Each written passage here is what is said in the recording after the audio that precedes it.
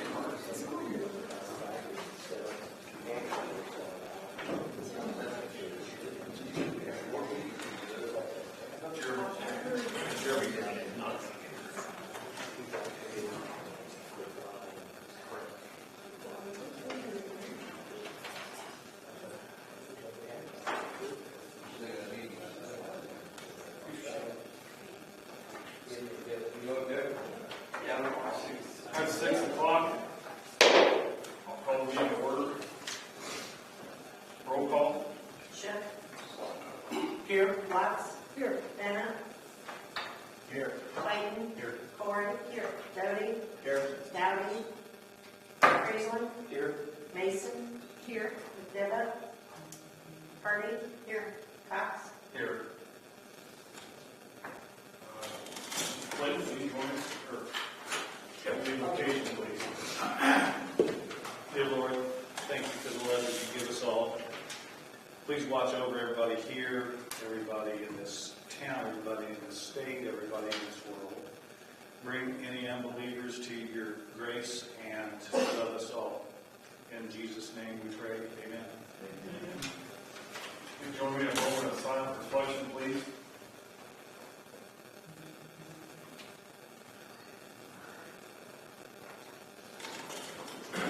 Please join me in a pledge of flag. I pledge allegiance to the flag of the United States of America and to the republic for which it stands, one nation, under God, indivisible, with liberty and justice for all.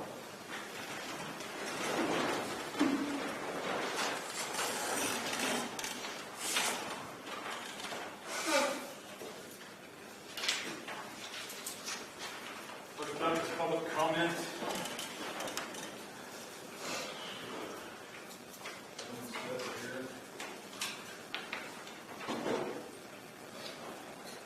First is Mr. Kraft.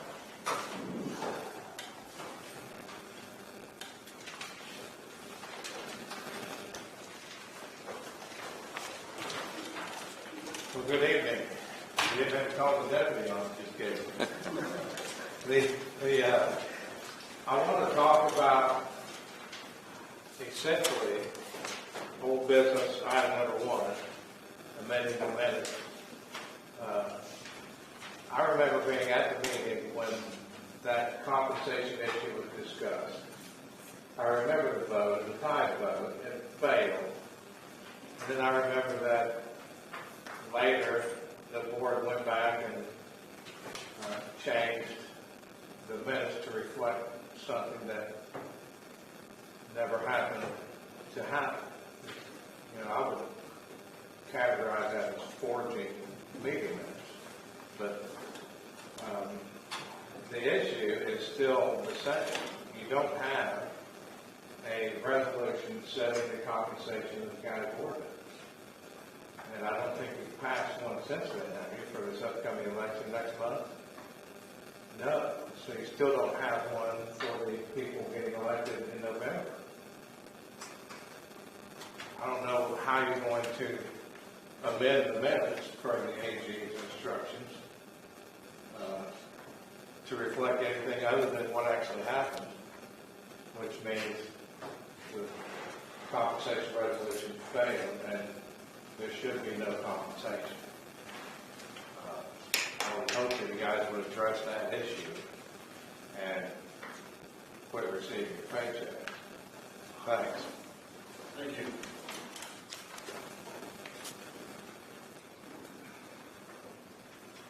Next up is Rob Carey.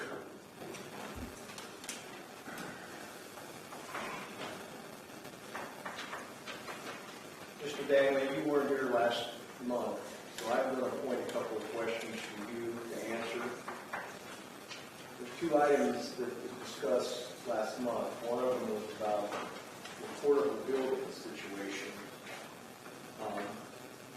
And I'm pretty sure you're aware of that, so you don't have to dig old bones to talk about it. The other one was sensible of how we're going to handle the compensation issue that John just raised. Those two questions I'm going to ask you, since you're a three-headed monster, part of your head's over here with people that are taxpayers, part of your head lies with the county board, and then the other distinguished people that work for the county. So we've got an issue to where the law says one thing and the board did something else. And we also have something where the law says one thing and the person down in the assessment office says something else. Well, obviously we're at an impasse. So So I'm asking you, what do you plan to do about the situations, both situations? How are you going to handle it? I think on my end. Is there any remedy? Well, I think you have to be more specific than Mr. Perry. Remedy to, I've given my position on the portable buildings. Obviously, Mr. Combs and I have had disagreements about that in this courtroom. I don't think the language is clear. I understand that you disagree and accept the do. And there's some suggestions just to shade the roads. We had a lunch appointment set 2 weeks ago, and I was in jury trial. I couldn't make it. I think we had other obligations as well. So, I almost have to listen. But that's if the remedy that you're talking about. I don't believe the assessor is violating the statute as it's applied right now. So, that's my legal opinion, which people are welcome to disagree. As it pertains to the salaries, we're remedying as the Attorney General, Public Access Bureau suggested we do. I'm not going to comment further on Okay. the board's actions. But here's the problem. The divide becomes between us, the board, and other distinguished members. You're to serve all three of us.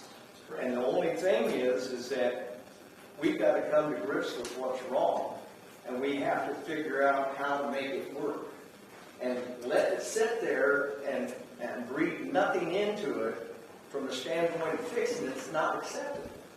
So I'm hoping that you're working on some kind of a settlement from the standpoint of fixing what's wrong, because this has been the biggest downfall for us over here for the last 7 or 8 years. Things happen, then they don't get fixed. And all I'm asking you to do is look at who you represent, and then you be the guy to come forward with some type of negotiation to fix things. Because obviously it's not happening. Okay?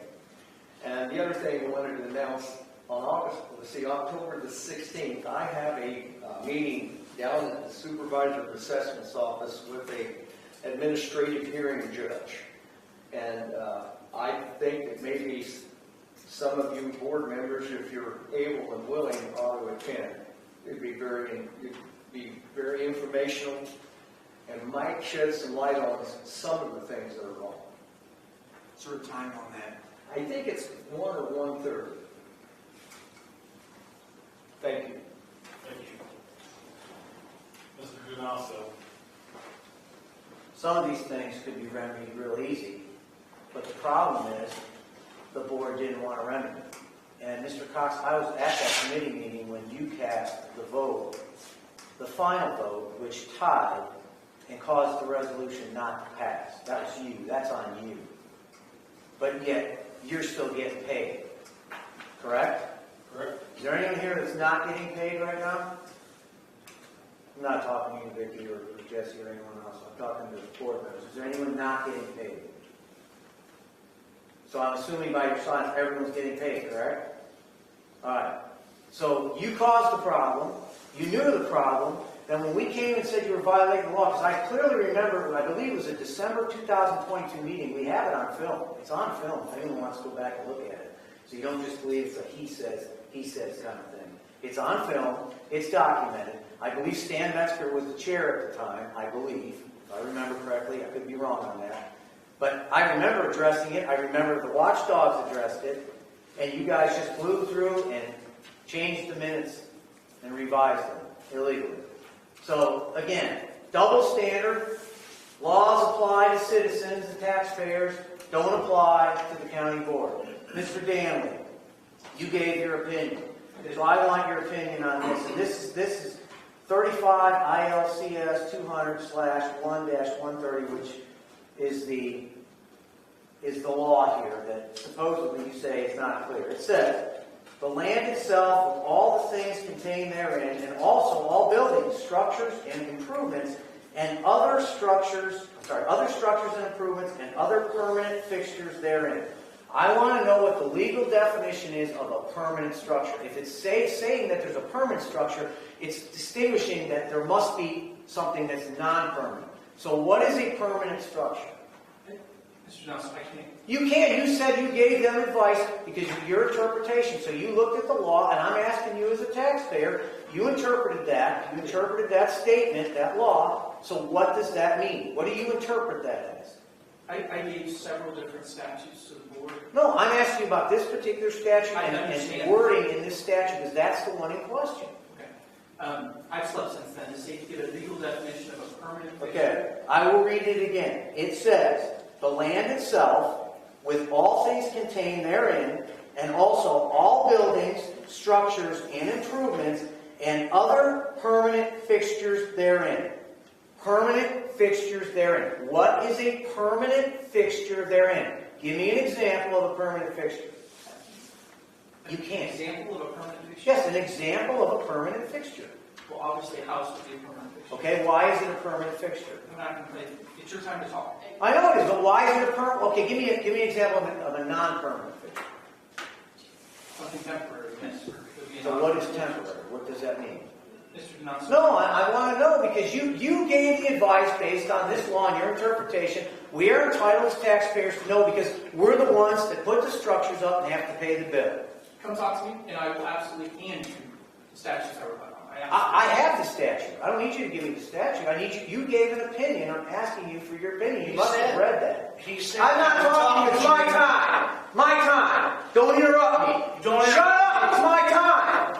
Shut up. No, it's my time. I'm reclaiming my time. I'm sick of this interruption. I'm talking to Mr. Danley, not Mr. Shook. You're gonna have to Okay. calm down and talk in a normal tone. I am, until I was rudely interrupted again. He seems to do this every time I talk. I am not interrupting. I'm telling you what. You're using my time right now. I'm asking Mr. Danley a You're way question. over 3 minutes. I'm letting you speak. Oh, thank you, I'm letting you Almighty. Oh, speak. thank you, High Master. Thank you. You're letting me speak. I have a constitutional right to speak. Okay? 3 minutes. Oh, yeah. Yeah, no, that's your rule. That's not a constitutional right. The same thing. Can't get an answer. Can't get an answer out of anything. But you say you give an interpretation, but you won't use the law and tell me what you interpreted that as. Because you obviously gave them advice. Is that secret advice you gave them? It's not, but you're happy to be handed. I'm asking you now. I don't want to come up to your office. You're always busy. I'm not going to do that. I am. Okay? But I'd be happy to make time for you, Mr. Johnson. Oh, so you'll explain what a permanent and a non-permanent fixture is. I will explain it based on the law that I examined. But you can't do it here. I don't have it in front of me. I'd like to be able to cite it specifically. I just read it to you. You read one statute. I said I relied on several. You know the statute. Come on. That's the wording. I don't know of the that statute off the top of my head. I don't have it for you guys. Sorry.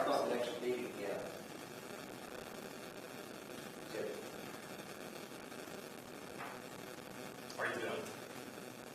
Mr. Johnson? Yes, I am. Thank you. Mr. Stoddard? Well,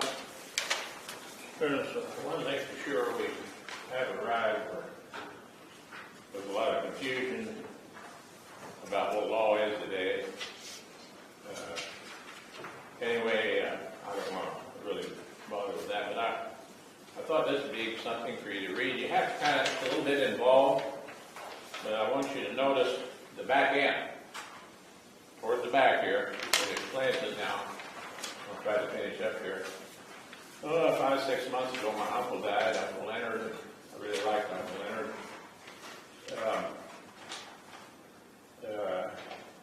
He was a Korean War veteran. And while we were having it, you generally they don't have people have food, after the body is planted in the earth. And a banker came up to me from Tuscola, Illinois.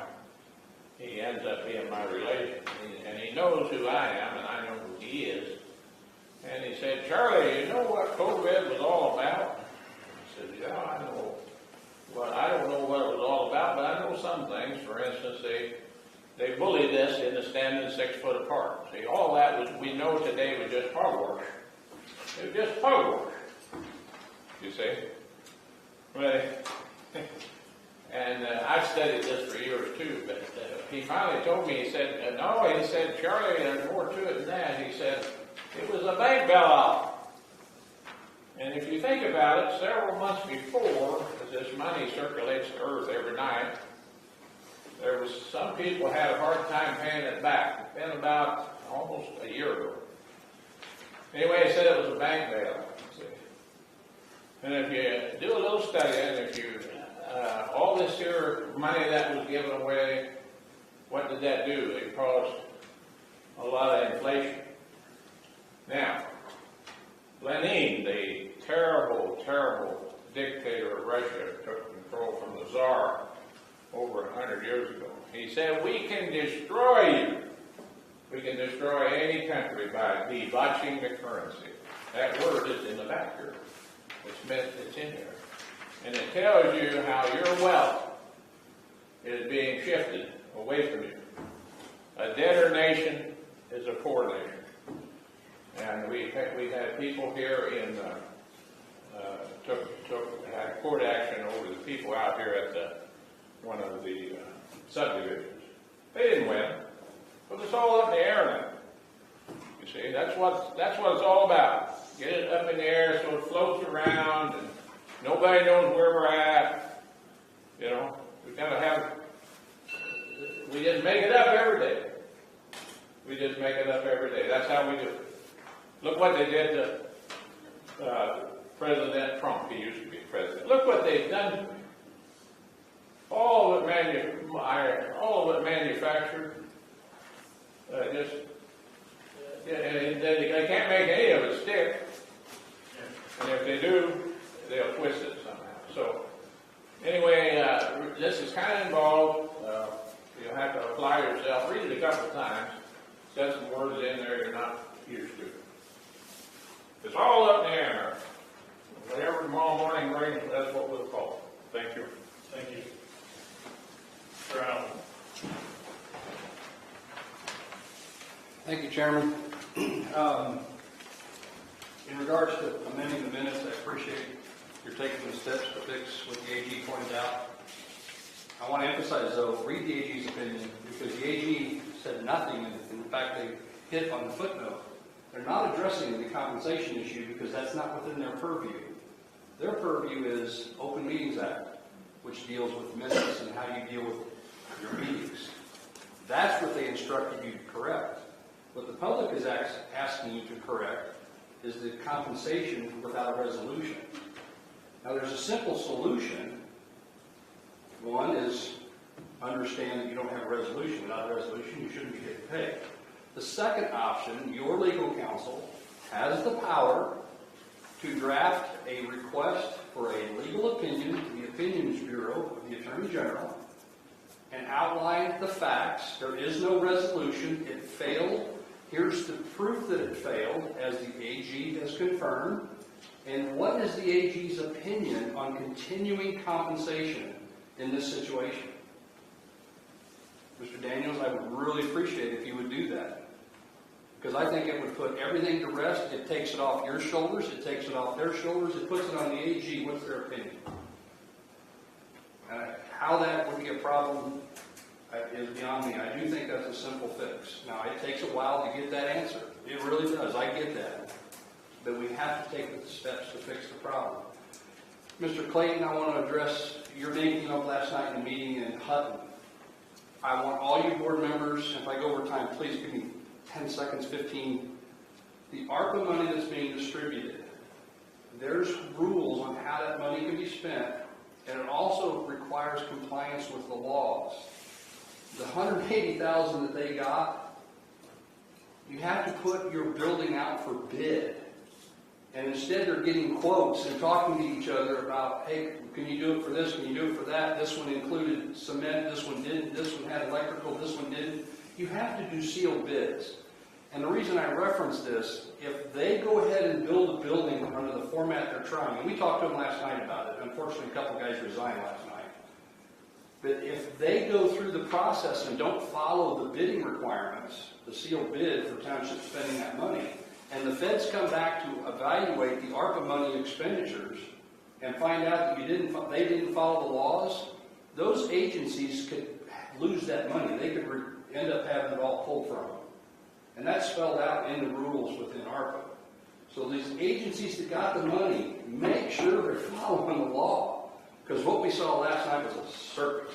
And they total compliments to you, giving them heads up, giving them the money. I know they all want more, but they got, I think it was $180,000, and it's great. But please tell these people that got it, you've got to follow the bidding laws when you're over that threshold. Thank you, appreciate it. Thank you.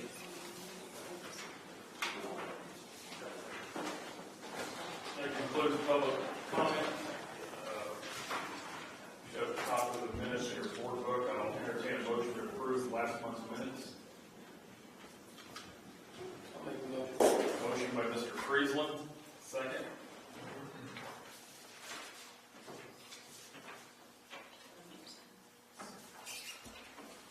I'll second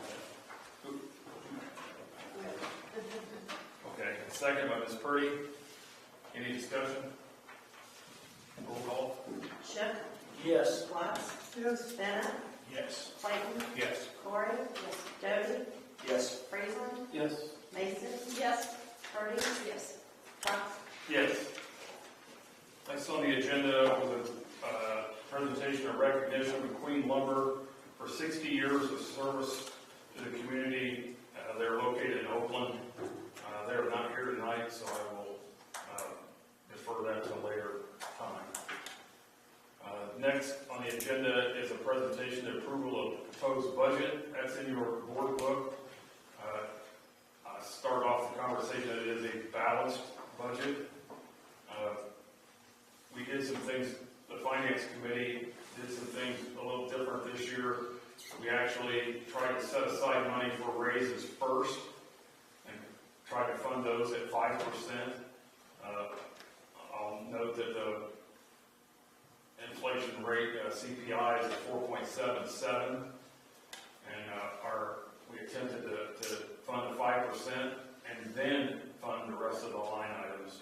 Our belief is that our employees are our greatest asset, and we've neglected them in the past. We've not kept up with the inflation rate, and this time I know it's only 0.3%, but we did manage to provide a 5% raise to the employees of the county, and we still balanced the budget at the end of the day after, I believe, 4 drafts. Mr. Clayton, you did yours after 1 draft. So, we need to take any action on that. A motion to accept the, I don't believe it, take, We'll just put it on the calendar. right. And then at the end of this meeting, we will not adjourn, we will go into recess. And the budget will sit for 30 days for public comment, public view. Any questions about the budget process or questions? Okay. Have any appointments for this meeting? We do not, okay. Committee reports. Building and grounds, Mr. Bennett. Mr. Chairman, there was no meeting for building grounds. Thank you. Property Extension Board, Ms. Corey. There's no minutes yet. Thank you. How about county office and rules? Yes. The County Office and Rules Committee was called to order at 4:39 p.m. on September 23rd with the following members present: Jeremy Downey, Andrew McDevitt, Nancy Purdy, and Mike Clayton. Acting Chair Denise Corey was unable to attend. Also attending were George Edwards, Treasurer, Julie Coe, County Clerk, Board Member Gail Mason, Vicki Beabout, Administrative Assistant. Tax cycle update, Mr. Edwards shared with the members. Tax sale will be on October 24th. Reminders went in the mail on Friday, September 20th. In old business, the committee members continue to review updates to the personnel policy. In new business, the committee members discussed Coles County procurement policy. A discussion followed, but no action was taken. There was no miscellaneous business, no public comment. And the meeting adjourned at 4:53 p.m. on a motion by Mr. Dowdy and seconded by Ms. Purdy. Thank you. Mr. McDevitt is not here to report on the Education Committee, Emergency Food and Shelter Board. Mr. Dowdy is not here. Emergency Telephone System, Mr. Schiff. No meeting, Mr. Chairman. Thank you. Finance Committee, we had a few meetings.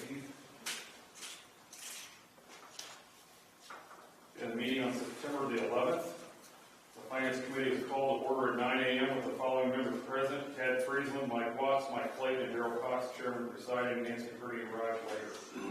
Also attending were department heads Kim Edwards, Council on Aging, Jeff Lahr, Mental Health, Jim Hilgenberg, EMA, Kim Carmian from CASA, Carla Swinford from the Treasurer's Office, and Vicki B. about Administrative Assistant. There was no Treasurer's report. On old business, the committee members continued to discuss the fiscal year 2025 budget with department heads. Ms. Swinford shared with the members on making additional payments towards IMRF contributions. This was a recommendation to lower debt for the county. There was no new business, and a meeting adjourned at 12:01 p.m. on a motion by Mr. Friesland and was seconded by Mr. Watts. On September 23rd, the Finance Committee met at 5 p.m. with the following members present: Tad Friesland, Mike Watts, Nancy Purdy, Mike Clayton, and Darrell Cox, Chairman presiding. Also attending were department heads George Edwards and Carla Swinford, Treasurer's Office, Board Member Gail Mason, and Vicki Bila, Administrative Assistant. Treasurer's report. Mr. Edwards reported to the members that the tax sale will be held on October the 24th. Old business, the committee members continued to discuss the fiscal year 2025 budget. A resolution was presented to the members regarding the County Board Administrative Assistant night meetings pay. After discussion, Mr. Friesland made a motion to forward to the County Board for approval. Mr. Watts seconded. Motion carried, and ayes were unanimous with 5 no nays. That resolution basically changes the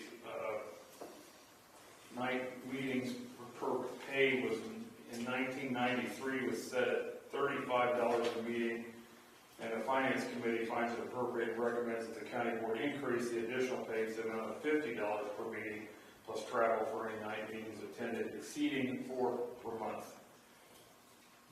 Now therefore be it resolved by the County Board of Coles County that the Coles County Board Administrative Assistants have received additional pay for any night meetings attended exceeding 4 per month at the rate of $50 per meeting plus travel.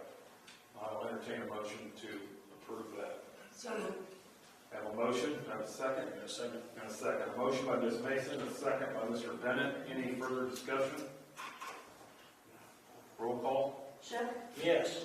Watts, Yes. Bennett, Yes. Clayton, Yes. Corey. Yes. Doty, Yes. Friesland, Yes. Mason. Yes. Purdy. Yes. Cox. Yes.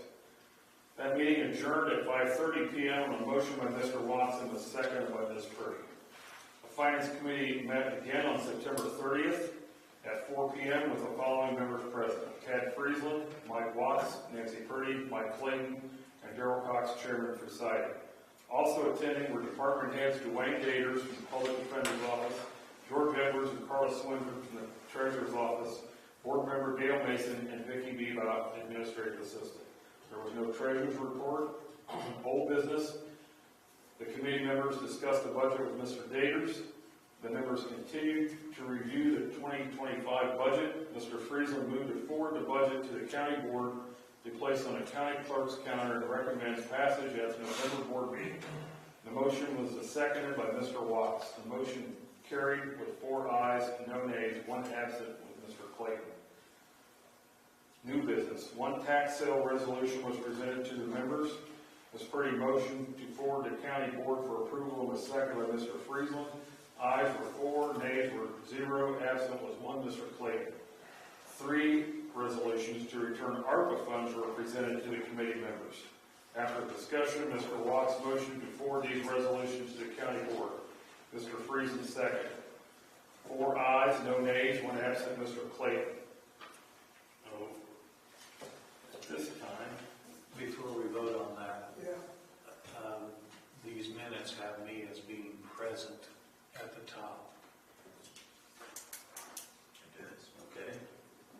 Were you or were you not? Well, that's what I mean, the only meeting that I remember, this was the last one, and, you know, I don't know, personal thing. So, I think that was the one that you were not at. It would have been that November, September 30th. yeah, that's what it would have been. So I think I was present. You were. He was. Don't we have to vote on the Tax sale. tax sales first? Yes. So we have Tax sale will be the first one to vote on, correct? I think I would have voted aye on all of these. Amend those minutes. Okay, we'll amend the minutes to reflect that Mr. Clayton was present on September 23rd. September 30th. September 30th. On the last one. Correct? Right, so I think instead of changing his vote, I think if the, Isn't just this at the the top, it needs to show him absent. All last week is kind of a blur. My mother was in the hospital, and so I'm not sure. I think that's the only meeting that I'm aware of. You were at that meeting, is that some meeting where you were looking at the first budget? It says the final budget. and the budget discussion. So you were there, you were definitely there. Okay. So we need to amend the minutes to reflect that Mr. Clayton was there. And then you did take a vote on the budget. You voted aye. And you voted aye on the tax resolutions. And you voted aye on the work return. Correct? I'll always take some money back. Okay.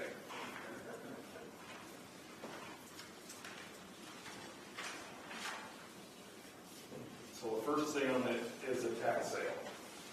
I will entertain a motion. I'll move. Motion by Mr. Friesland, second by Mr. Doty. Any discussion? Roll call.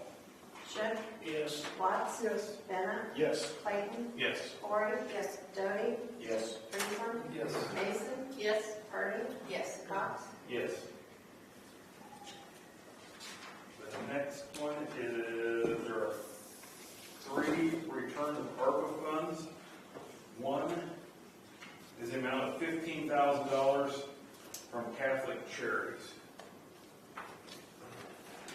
I'll entertain a motion. Motion by Mr. Doty, second by Ms. Mason. Any discussion? Roll call. Schiff, Yes. Watts, Yes. Bennett, Yes. Clayton, Yes. Corey, yes, Doty, Yes. Friesland, Yes. Mason, yes, Hardy, yes, Cox, Yes. The next one is the amount of $25,000 to return to the ARPA fund from the Salvation Army. I entertain a motion. Motion by Mr. Doty, a second by Mr. Bennett. Any discussion? I just have, I don't remember what they wanted that for. I don't recall. Mike, do But you they- remember? I have to look it up. Okay, I can look it up later, I just wanted It's just, they didn't request it. to. Right, they didn't. Thanks. I'll look it up later. Any further discussion? Roll call. Schiff, Yes. Watts, Yes. Bennett, Yes. Clayton, Yes. Corey, yes, Doty, Yes. Friesland, Yes. Mason, yes, Hardy, yes, Cox, Yes. Last one, the resolution to return ARPA funds in the amount of $461 from Coles County Habitat for Humanity. The original amount was $12,636 for the purchase of a tour trailer, and they actually only spent $12,175, leaving an unused balance of $461. I'll entertain a motion. Motion by Mr. Doty, second by Ms. Purdy. Any discussion? Roll call. Schiff, Yes. Watts, Yes. Bennett, Yes. Clayton, Yes. Corey, yes, Doty, Yes. Friesland, Yes. Mason, yes, Hardy, yes, Cox, Yes. And after that meeting, there was a miscellaneous business and annual performance evaluation for the administrative assistant was presented to the members. It's not been completed, it's an annual form that we fill out. It's not been completed yet. The meeting adjourned at 4:13 on a motion by Ms. Purdy and was second by Mr. Watts. That's the nice stuff that's helping to save.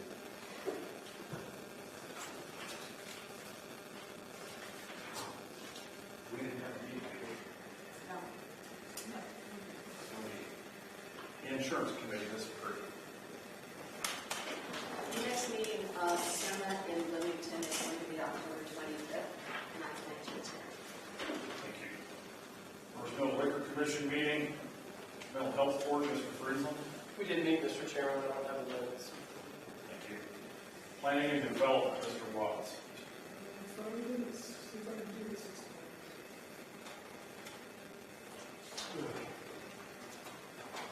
All right, the Planning and Development Committee was called to order at 4:21 p.m. on September 23rd. The following members present: Darrell Cox, Mike Clayton, Ross Chin, presiding, Jimmy Dale, and John Denver, is not able to appear. Also attending Kelly Lockhart, Regional Planning, Mark Harris, IT, and Administrative Assistant. For an IT update, Mr. Harris updated the committee with current projects. He shared that CrowdStrike is moving well, despite some bad policies and results. Public Health Department is also in the new facility and waiting on their tower to be installed. Temporary, so that's done. Under GIS, there was no update on county's comprehensive plan. The old business and new business and miscellaneous business with public comment. And the meeting adjourned at 4:37 with the motion of Mr. Clayton and seconded by Mr. Cox. Thank you. Mr. Downey is not here to report on the Public Health Board, Road and Bridge, Mr. Doty. Thank you, Mr. Chairman. We did have a meeting on September the 30th. The Road and Bridge Committee was called to order at 5 p.m. with the following members present: Rick Shook, Jeremy Dowdy, Andrew Gibbett, myself, Chairman presiding, and Bob Bennett arrived a few minutes later.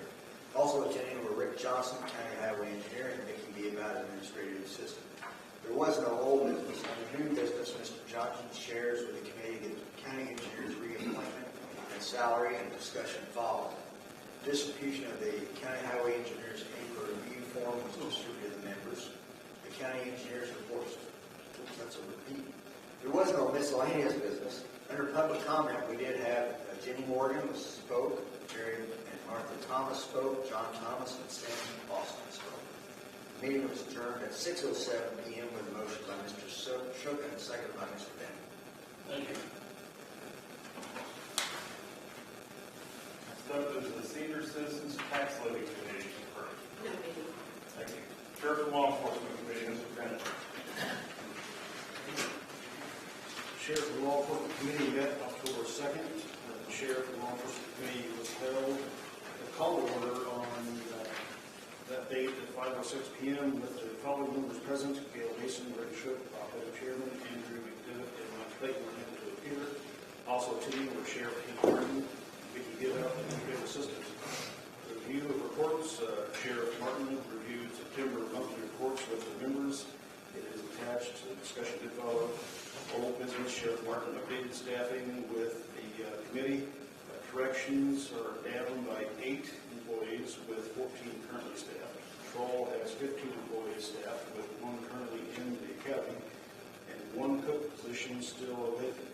Sheriff Martin also shared updates on the jail project. Mr. Lockhart and Sheriff Martin spoke again with the architect, and both plans will be sent out for bids.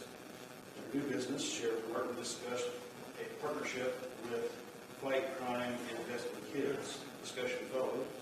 Sheriff Martin also shared with the committee they had a Hummer sitting in the lot, and he has returned it to the government. Miscellaneous business: Sheriff Martin also shared they will be receiving 5 tasers from the CJIA, less lethal alternative grant. There was no public comment. The meeting adjourned at 5:55 p.m. with a motion by Mr. Shook and a second by Ms. Mason. That's the minutes for the chair. Thank you.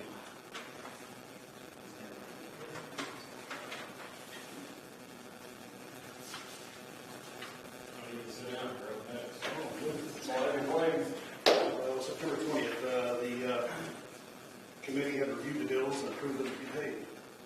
So moved. Have a second? Second by Ms. Mason. Motion was by Mr. Bennett. Any discussion? Roll call. Shook. Yes. Watts? Yes. Bennett? Yes. Clayton? Yes. Corey? Yes. Debbie? Yes. Franklin? Yes. Hardy? Yes. That is you. You did, but Oh. that's okay. Mason? Yeah. And Cox? Yes. Next on the agenda is WIOA Committee, Ms. Purdy. The Workforce Innovation Opportunities Act, our LWIA, the Local Workforce Innovation Act, number 23, on September the 16th, we met in Effingham, and this was the last one under the former fiscal agent. The transfer has gone very well, very smooth, and to the new fiscal agent, which is SEPS. And so I don't have actual minutes, but basically the consortium meeting met at 2 o'clock, and Adam Flock from the Department of Rehabilitation Services here in Mattoon was the speaker and told many of the services that are available to people in the community. Let's see, on the talent pipeline, they talked about how employees are concerned because they're having difficulty keeping employees in lower level positions. And even with the increase in minimum wage and everything,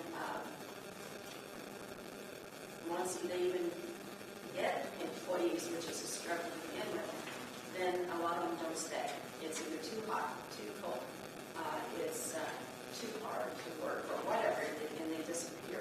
Or they don't even show up after they were trained. So this is something that Real is going to be trying to work with employers. From the DCEO level, we met or exceeded all of our goals. And the next meeting is going to be December the 16th in February. Thank you. Under old business, we have one item to amend the minutes of May 10th, 2022. That is on page 75 of your board book. I will read part of that. I've been advised that the board is required to amend the May 10th, 2022 minutes. According to the Deputy Bureau Chief of the Public Access Bureau, Laura Harder, the minutes need to be amended to reflect the motion that the board voted on that day. The action taken was to approve the version of a resolution that passed out of the committee, which included language regarding optional health insurance. The deputy chief responsible for compliance with the Opens Meeting Act determined it was a violation because the action amounted to simply replacing the resolution that was actually voted on with a resolution that was never put to a vote. Therefore, she determined the board must now amend the May 10th, 2022 minutes to revert back to reflect the resolution that was voted on that contains the optional insurance wording that ended in a tie vote.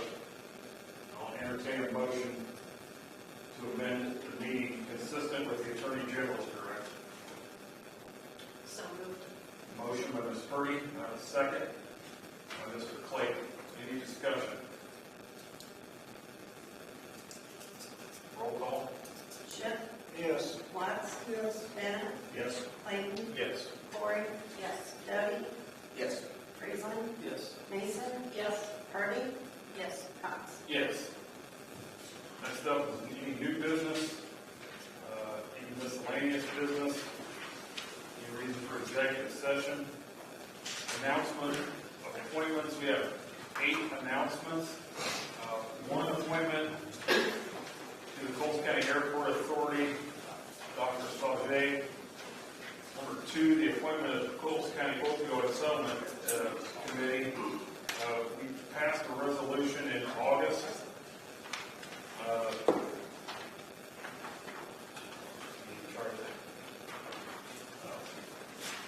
Part of that resolution resolved that the chairman shall work with the county board administrative staff to invite individuals to the representative sectors identified above to participate as members of this advisory committee. The county board chairman shall make appointments board for 3 years with the right to successive term appointments. So 2 through 8 reflect appointments to that board that was established by the resolution. The second one, appointment is George Edwards. The third one is Sheriff Kit Martin or his designee. Number 4 is the appointment of Pam Kelly or her designee. The next one, the 5th one is Jeff Barr or his designee. The 6th one is Gloria Spear or her designee. The next one is the coroner Ed Schneers. And the last one is one appointment of Nancy Free from the county board.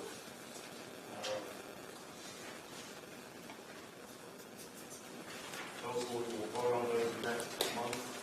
I have one remark. Myself and Ms. Free attended an annual meeting of Coals Together. It was very informative. Dr. Sauget is, I will say this, she is a go-getter. She's working on trying to get some development at the 1000 I-57 interchange. That's been slowed down by the unavailable electrical power there. On the west side of 57, it's Ameren. On the east side, it's Coles Moultrie. Ameren has not provided the electricity that would be required to develop that area. So she is working very hard to remedy that situation. We have a new business coming in Mattoon. They were represented there at the meeting. The president wasn't able to attend because he lives in Florida and he's in hurricane zone, so he didn't come. But we had a very informative meeting, and I'm very impressed with what has transpired so far. If you drive out by the business park, those lots are now, there's signage out there that shows they're for sale. She has tried to entice realtors to try to sell those properties that we now have the ability to provide them with the realtor's fee is whenever they sell a piece of property. So, I think that's some progress in that area. It really looks good. I won't take up any other time. And Mr. Chairman, may I? yes, The names that you discussed just a second ago, they are going to be the ones that's going to look over the money that we give. they will be on the ad hoc advisory committee of the opioid settlement. That committee will be the ones suggesting where the money gets spent. It will still have to come before the full board for final approval. Thank you, Mr. Chairman. And regarding our conversation before the meeting, I think that we probably, there is, I mean, in the instructions, the piece of paper I had, there were like, you mentioned 2 through 8, but there, at this point, isn't a medical director or someone specific other than Gloria Spear. Correct. The list with item is not opioid. complete. We're Yeah. still short a few members. Okay, so, yeah, so I've had people express interest, and I've asked about interest, including at our house. Didn't make sense, so I'll just send all of that to you. All right, thank you. We're in recess, or we go back? Oh, I'll entertain a motion to go into recess. So moved. Motion by Mr. Watts, second by Mr. Friesen.